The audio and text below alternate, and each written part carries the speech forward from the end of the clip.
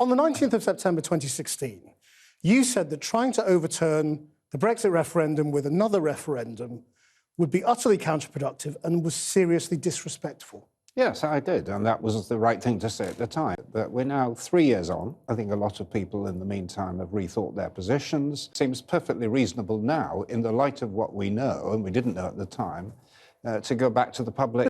No, I do respect the fact that some people have firm views about it, but it's a very different position from 3 years ago. And I think, you know, you just heard... You were talking about your then party leader's position, which was exactly the same as yours now, which was to overturn Brexit by holding another referendum. That's exactly what you want to do now, isn't it? Well, we do, but the context is totally different from 3 years ago.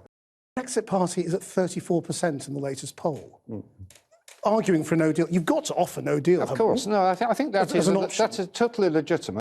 Isn't it clear, given the success of Nigel Farage and the Brexit Party, that a huge number of people agree with you 3 years ago rather than you now, that it is seriously disrespectful to ask them again? Well, a huge number of people, you know, it is probably a third of the population, do feel strongly about leaving.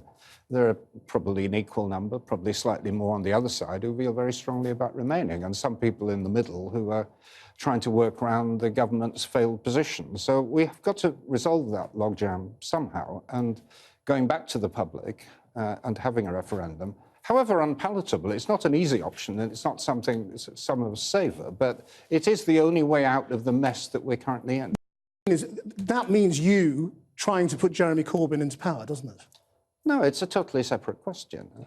You are clearly looking at something of a resurgence. You're at about 15% in the latest poll. If the government falls and there's another general election, we could be back into a situation where you face a choice, and the choice will be, do I make Jeremy Corbyn Prime Minister? Well, is that the one you would pick? No. The key question for a lot of people, that whether Jeremy Corbyn is going to end up being Prime Minister with Liberal Democrat votes. We're not going into coalition with Jeremy Corbyn. We're very, very clear. No, but